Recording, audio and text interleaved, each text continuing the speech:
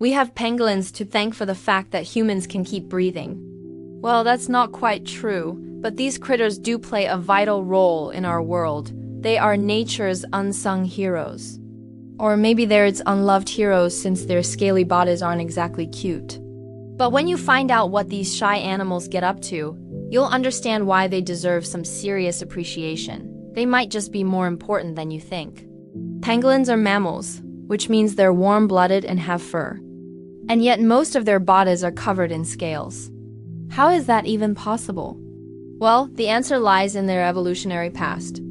Their ancestors were ordinary mammals that lived in the trees, but then something happened that caused their skin cells to mutate. Instead of remaining soft and furry, the cells grew into overlapping keratin plates, much like the ones on your fingernails. This was great for climbing because the new scales gave the pangolin's claws more purchase on branches. But it wasn't so good for running on the ground. Their stiff armor made them clumsy. But over millions of years, their stubby legs evolved into longer ones, allowing them to gallop around like miniature tanks. Today, there are 8 species of pangolin. 4 live in Asia and 4 in Africa. Asian pangolins tend to be smaller, while their African cousins are bigger. Some are the size of house cats, while others are as tall as a human. Despite their bulk, all pangolins are excellent climbers. Their long prehensile tails help them grip branches and reach tasty leaves. Their giant tongues, which can grow up to 4 inches long, are perfect for slurping up ants and termites. These little guys really know how to live. No wonder there are 3 million of them worldwide. But this population is declining because people keep hunting pangolins. The demand for their meat is growing, especially in China, where they're considered a delicacy. But the Chinese don't eat pangolins for the taste. There's very little fat in their meat, so it's dry and sandy. They eat them because they believe pangolin scales can treat various ailments, from arthritis to asthma, though there's zero evidence to support this claim. And I guess if you're going to eat something, you might as well go all out. After all, pangolin scales are often sold as part of traditional medicines in places like Vietnam and Korea. People also buy them to supposedly boost their sex drive. Yes, the same goes for pangolin oil, which people use to rub themselves with before trying to conceive. Not sure how that works, but hey, it sounds promising. In 2007, 2 men from Malaysia were arrested at an airport after trying to smuggle 88 pounds of pangolin scales. They said they were carrying the scales to make medicine for an infertile woman. While customs agents watched the pair, they offered to pay them $48,000 for the merchandise. That's almost $600 per pound. Talk about valuable cargo. But unfortunately for pangolins, people aren't just killing them for their body parts. Habitat loss has also had an impact. As forests shrink, so does their home range. There's less food to eat and fewer trees to climb. It's no wonder pangolins are in trouble. They're endangered, but they're still out there. You can find them in countries like India and Indonesia. So where exactly do pangolins live? For the most part, they stick to tropical areas with lots of ants and termites. They prefer lowland forests, but some species hang out in mountainous regions too. Pangolins are shy creatures who spend most of their time alone. They come out at night to search for food. Even though they have poor eyesight, their sense of smell is keen. They can sniff out termite mounds and ant hills from far away. Then they use their long, sticky tongues to slurp up their favorite snacks. One pangolin can gobble up to 30,000 insects in a year. While pangolins usually eat just ants and termites, sometimes they snack on other bugs, worms, or even small vertebrates like lizards and snakes. Most of the time they digest their food without any problems. But occasionally they swallow something that doesn't agree with them. That's when their specialized digestive system kicks in. Pangolins have 2 stomachs. The first one uses acid to break down their food. If something doesn't digest properly, it moves on to the second stomach where enzymes finish the job. Sometimes the food sits in the second stomach for a whole week. Once it's finally ready to move along, it enters the intestines, but only after passing through a special filter. It's made of a thick, rubbery material that blocks most solid objects.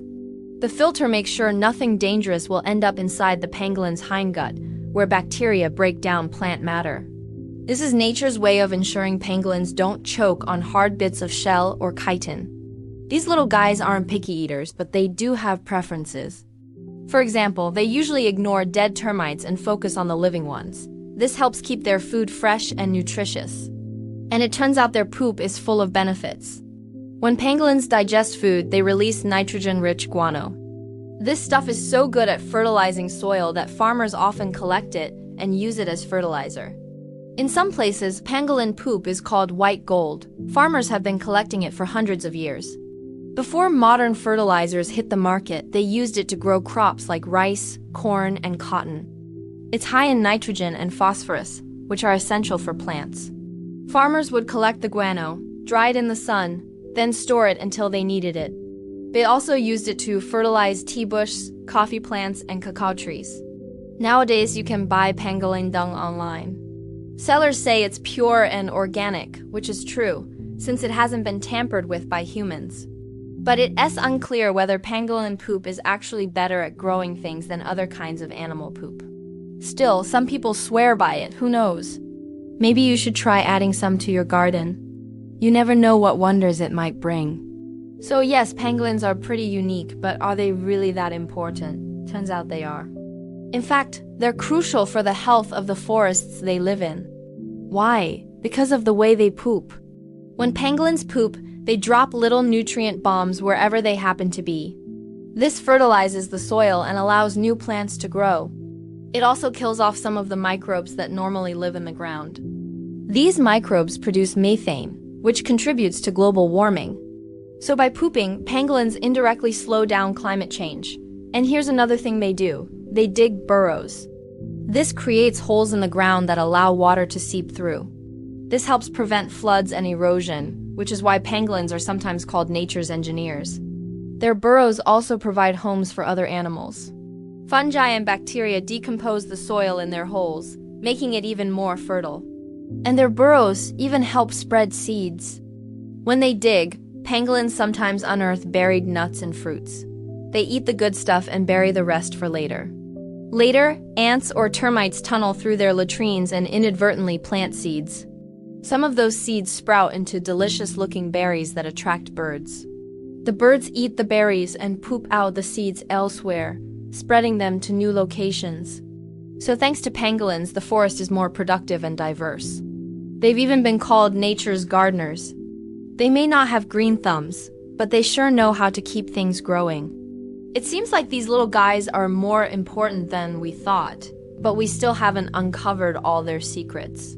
Researchers are still discovering new things about pangolins and their role in the ecosystem. And who knows what other surprises they have in store for us. What else do pangolins get up to? We'll tell you soon. Just remember, they're more than just weird-looking animals. They're essential to our planet's health. They may not be cute, but they're definitely cool. Did you learn nothing? Take the quiz to check your knowledge.